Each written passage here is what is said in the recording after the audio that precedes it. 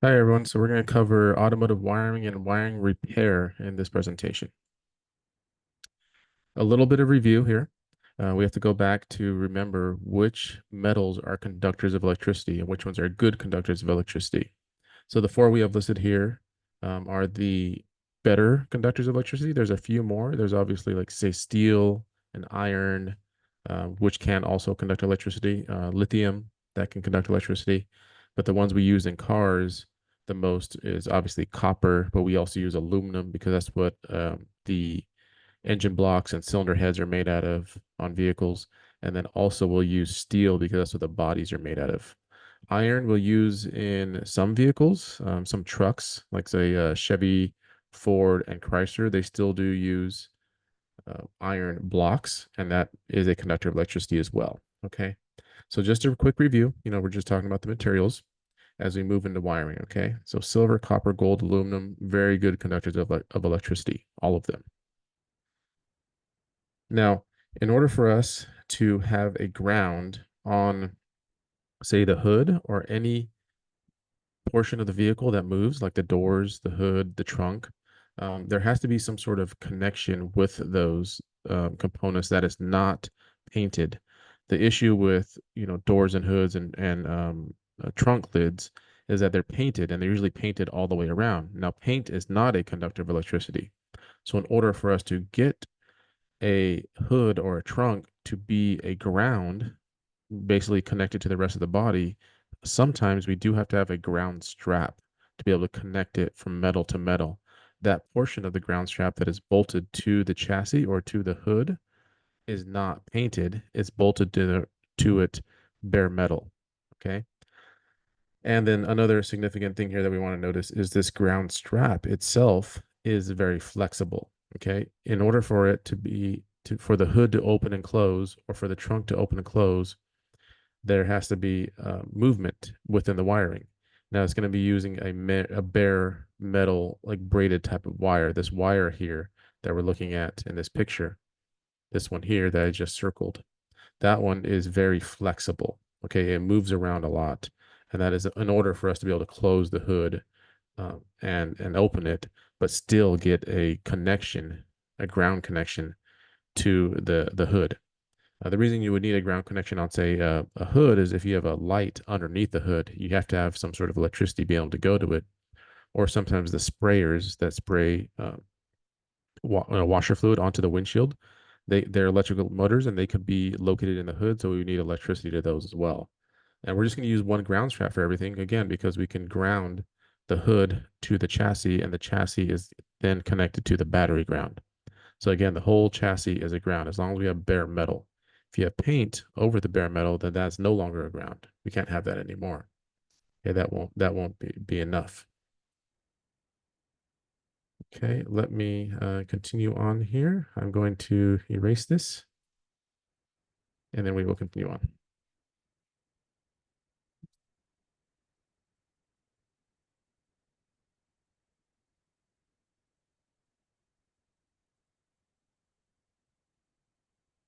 Sorry, I have a little trouble here. Okay, now let's go into wiring gauge. Now, wiring gauge is the opposite of what many people think. If we look at this diagram here, the first one on top, I'm going to circle it in a second here. Okay, this one that I just circled. Now we have 40 gauge on the far left, and then we have 18 gauge on the far right. But if you look at the sizes, the physical sizes, as we go in bigger in number, as we go to 40, the physical size is smaller. If we go to 18, the physical size is bigger. If we go to even say 14 and 12 and 10 and 8, those get even bigger and bigger. Now, if you look at the gauge down here at the bottom, or the diagram, the picture at the bottom of the screen, now this one we have a 0 gauge wire. As you can tell, the 0 gauge wire is much, much bigger than 12 gauge wire over on the left side. Okay. Well, this is the thing that's usually confusing for a lot of people is that the American wire gauge, the one that we use here in the United States, is the opposite of what we think. So the smaller the number, the bigger the wire. The bigger the number, the smaller the wire. So a 22 gauge wire is very small. I would say it's like, say, the size of a pencil lead. Okay, about that diameter. The 0 gauge wire is like the size of a nickel as far as diameter goes. It's much bigger, and that's what we use for battery cables. Battery cables will use 0 or double 0, which is not pictured here, but double 0 is even bigger than 0, and maybe even 2 we can use as battery cables for the negative side. Okay, so it's the exact opposite of what we're thinking when it comes to the wire gauge size and the numbers and how they correlate. Okay, so I just want to make sure everyone is aware of that.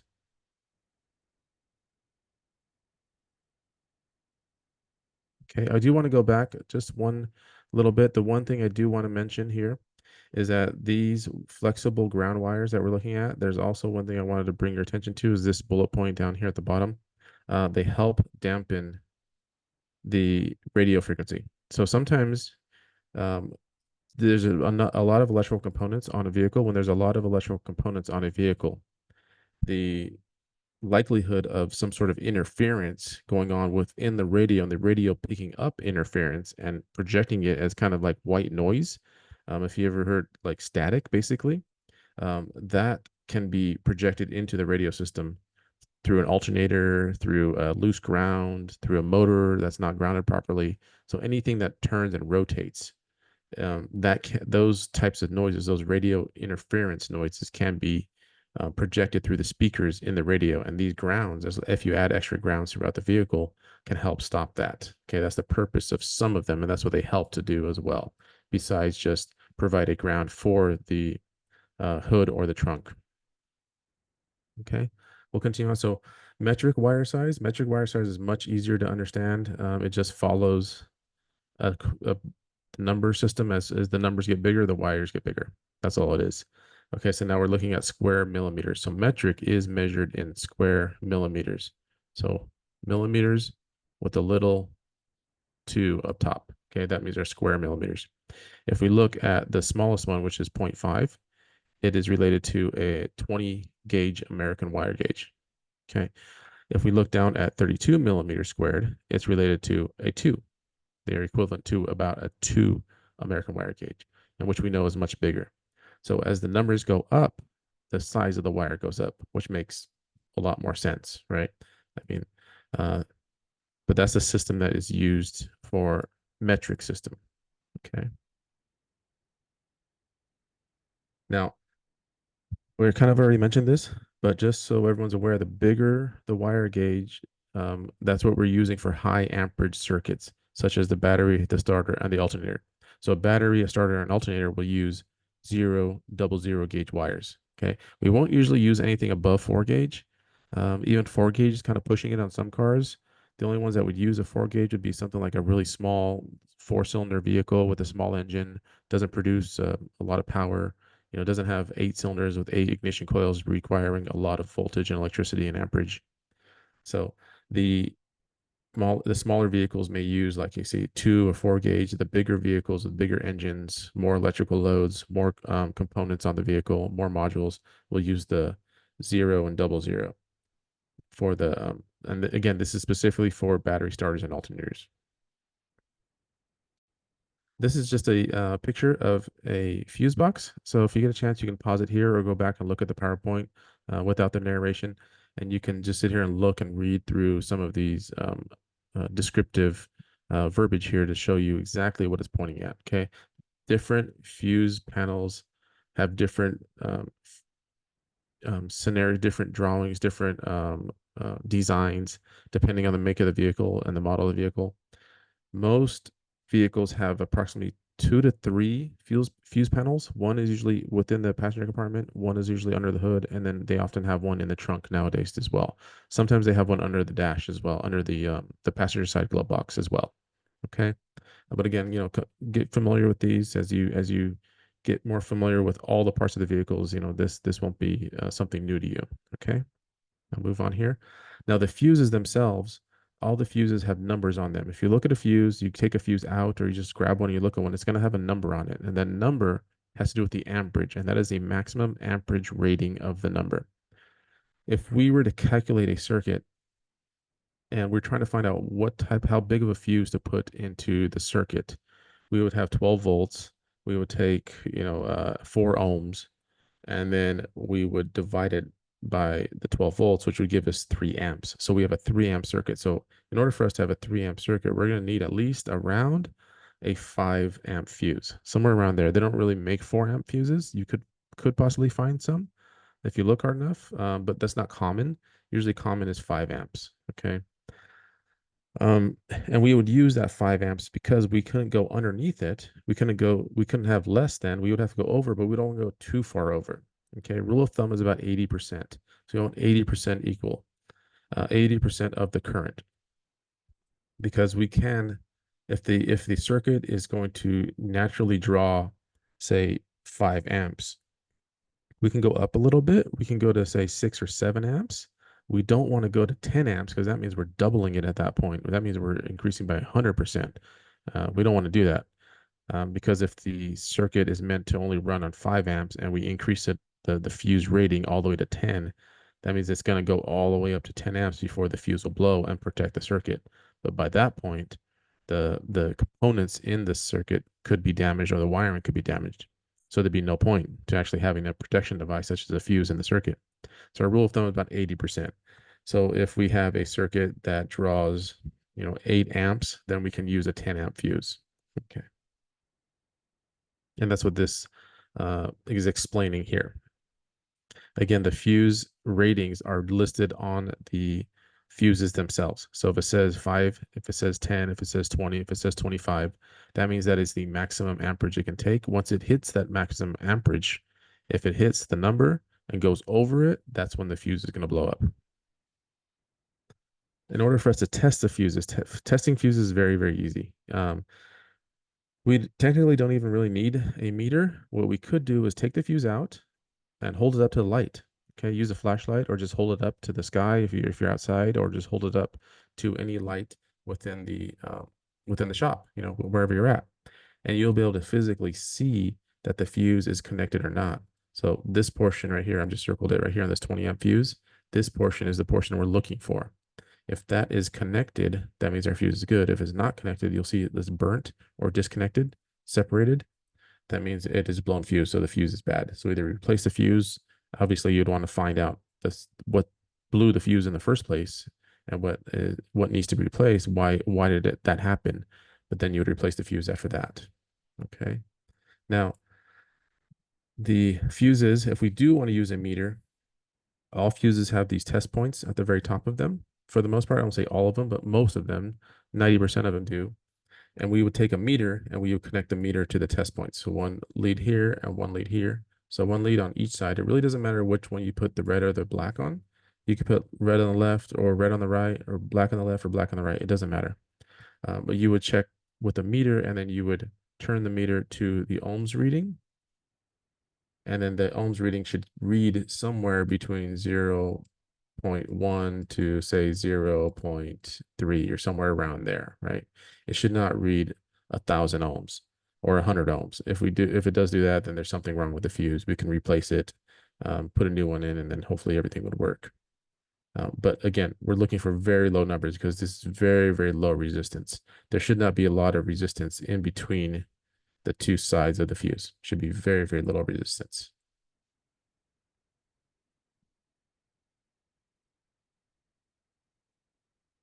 Okay, we could test some fuses with a test light. So what we do is we turn the car on. We get a ground. You can see there's a little ground where he connected it over here to a piece of metal. So a metal part of the body. That's the ground connection. And then we take the the test light, and we connect it to each terminal on the side of the fuse. So we go back to those same terminals where we checked resistance, but now we're going to put the test light to those terminals. Again, this is with the vehicle on. It could be either key on, engine off, or the engine can be running. And we would check all of the fuses. You check both sides. You have to check one side and two sides. You have to check both sides because we're not exactly sure which side is the power side as the fuse in there. So if you check both sides, that means you're verifying that the fuse is good.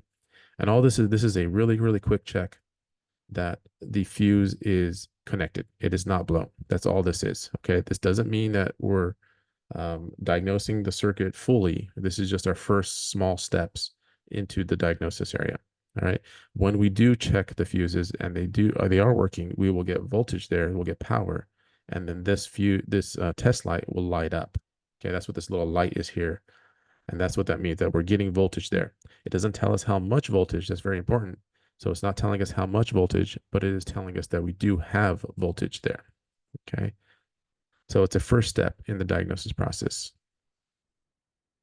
Some of our bigger high amperage circuits, such as the alternator, the air compressor, AC compressor, the starter motor, they have big amperage fuses. So these are usually called maxi fuses or mega fuses. And these are we're looking at 100, 120, 150, 200, 300 amperes. Okay. And these fuses are usually buried, or they're not easily accessible sometimes. Sometimes they're under the fuse box. Sometimes they're back in the trunk area. Depends, where the battery is, obviously. They could be they're usually within the fuse box or around the fuse box, but sometimes they're under the fuse box. So you can't see them. You have to take the fuse box unbolted and lifted and turned upside down, or you have to take a cover off or something to be able to access these fuses. But these fuses are there for those big amperage circuits. We can't see them physically, so we can't hold this up to the light.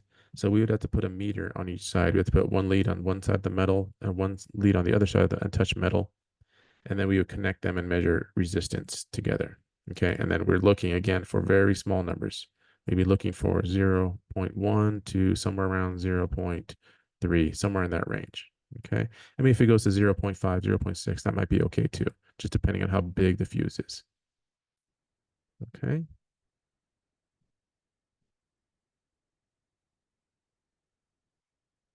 Now, in order to look for a blown fuse, so this is what I was trying to explain earlier. If we were to hold this fuse up to the light, we would see that it is separated as blown. This is what a blown fuse looks like. Okay. And again, what causes a fuse to blow? Now, if we get down to, I mean, the major cause could possibly be there's a short circuit there's a short to ground in the circuit. However, how did it get there? What actually happened? If we get down to it, the way a fuse is going to blow, the only reason a fuse would blow is because the amperage was increased. So the amperage went too high, which means the resistance went down. So resistance goes down, amperage goes up, and that blows a fuse. And that is our short to ground fault. Okay. So you got to remember that portion of it. The resistance went down and the amperage went up, or the amperage went up and resistance went down. It's the same thing. Okay. It's a teeter totter. Amperage goes up, resistance goes down. There were some things called fusible links. Fusible links are not used in cars as much anymore. You can still find them, but a fusible link is basically a wire that is smaller than the other wire. There's a piece of wire that's in between. So I'm going to draw here as best I can. So I'm drawing this piece of wire very, very thick. I'm drawing another piece of wire very, very thick over here. So this is we'll say this is like a 10 gauge wire. Okay. So the 10 gauge wire is here. And then we have one small little piece of wire that's in between them. And this could be, say, like a 22 gauge wire. So this is 22, and this is 10, and this is 10 over here. So we have a 10, we have a 22, and we have a 10. What happens is that the electricity will flow through, and then goes through. Electricity goes through everything, goes through everything. The minute there we have our amperage increases too much, this portion of the fusible link will blow. So it's going to act like a fuse in a sense, because the smaller wiring is not able to take the amount of amperage that is in the circuit. So that portion of the wiring will blow up. They're a little more difficult because you can't just pop in a fuse to replace it.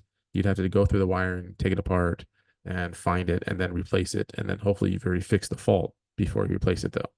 So that's why these aren't used as much. We just use fuses now for the most part. Okay. Now, the connectors. So most connectors are plastic. Okay.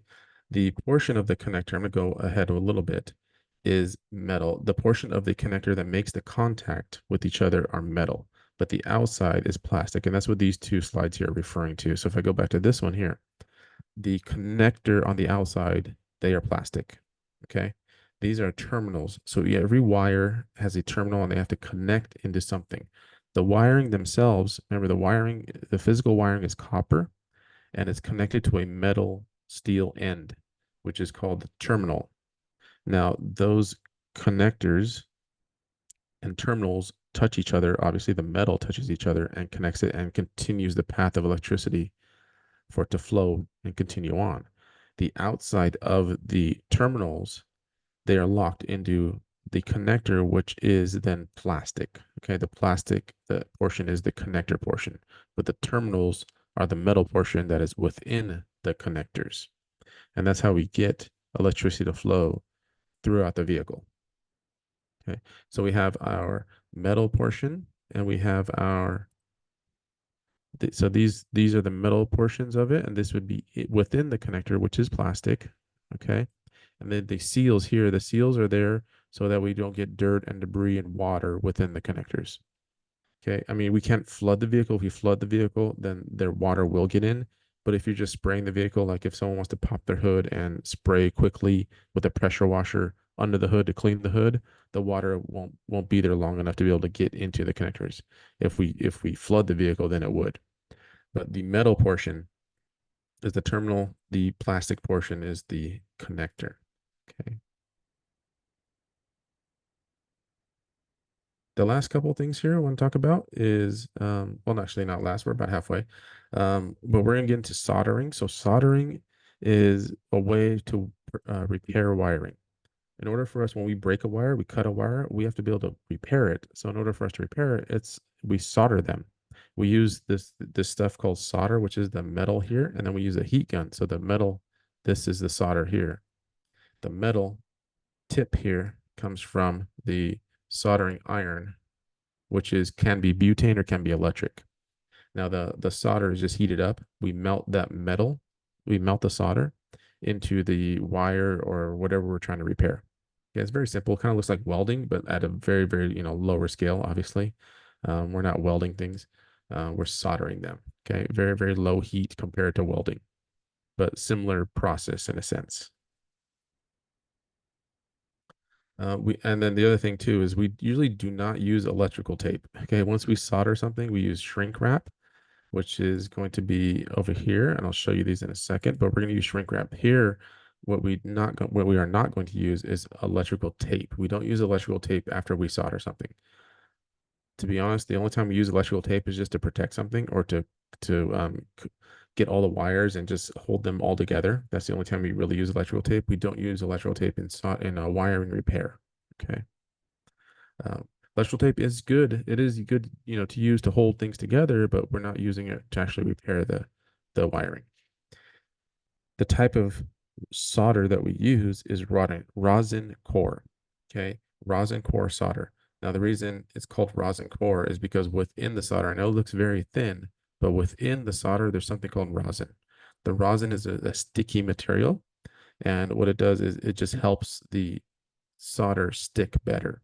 That's all it is. Okay, it helps a lot. You don't have to use rosin core solder. You can just use traditional solids solder without the rosin in it, but you'll have to let it completely dry. It won't stick. You have to let it completely cool down before you try and test it. The rosin core one seems to work a little bit better and holds on better. Okay. We could use, so the other thing we could use besides solder is what they're called connectors, crimp and seal connectors.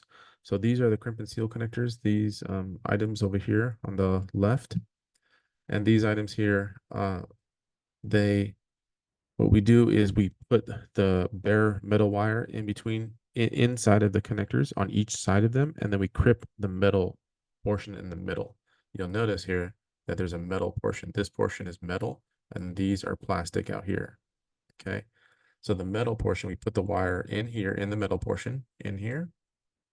Okay, so I'm drawing on it in here, and then we would crimp this. So crimp down on each side with a crimper, which are these crimping tools here on the right, which looks like pliers. They have special teeth inside of it, so to say. And we crimp down, and then afterwards, then we use a heat gun and we shrink this shrink tube, shrink wrapping around the wiring. Okay, and that'll help create a seal. And these are good too. So we can use solder or we can use these crimp tools, crimping connectors. Okay, they all work really well.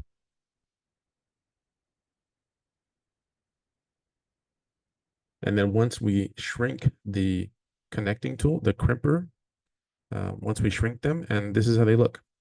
Okay, so it creates a good seal, so that way, water and dirt and debris don't get into the connection that you just created. Couple other things before we're almost done here. The last couple things is these electrical conduits. So this is covered. Within this black covering is wiring. Now all the wires are within the wiring loom or the wiring harness, so to say.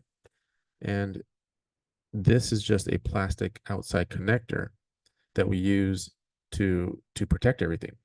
This is what we can wrap with electrical tape. If we wrap this with electrical tape around this plastic, that'll definitely assist in preserving the life and the longevity of the wiring throughout the life of the vehicle. They are striped. They have stripes on them sometimes. Not all of them do, but some do. And some of the stripes do identify temperature, but some of them are colored too. So if you ever see a green one or blue one, and more recently, if you ever pop the hood on a hybrid vehicle, electric vehicle, and you see an orange one, orange indicates high voltage. So black is okay. Black is the default. We use black on everything. That is not high voltage, but we use green, blue, and more recently, we really use orange to identify high voltage. So if you see a high voltage conduit or see an orange conduit, that means it's high voltage. That means don't touch it, basically. Okay. The black ones are okay. The black ones just give us protection, and they are low voltage systems, meaning 12 volts or roughly around 12 volts. And the stripes can indicate the type of temperature. So meaning, is it good for under the hood, or can we use it, under the car, or is it only good for, say, within the vehicle where it doesn't get too hot? Okay. Because remember, the temperatures under the hood get much hotter than the temperatures within the vehicle, way, way hotter. And then this last slide that we're looking at here, this is what we're referring to when we're talking about high voltage. So high voltage is really considered anything over 42 volts. 12 volts is not going to hurt us for the most part. Not going to cause major damage. We can take 12 volts pretty easily. When we get into the 42, 50, 60, 80 volts, that's when it really starts to hurt us. And that's what's considered high voltage. Okay. It may not, kill us, but the voltage is still going to hurt for sure. Once we get into electric vehicle area where we're talking 400 volts plus, that's when it gets really, really dangerous. And so these types of systems are all identified by colors. Anytime you see orange, we're talking high voltage. We're talking 144 and up. Okay. I know it says 650 here, but some of the modern high electric vehicles, they're upwards of 800 to 1,000 volts now. Okay. The yellow ones were the early ones, and then the blue ones were the early Ford systems. A lot of Ford vehicles use that. I think Chrysler still uses those on their. If you see a truck that says e-torque on the side, or 4xe, they can use those as well. They'll have blue as well. Okay. So yeah, when we see those, we think of high voltage and we think, okay, do not touch. Okay. So hopefully you've enjoyed this lecture. If you have any questions, as always, reach out to me and have a good one.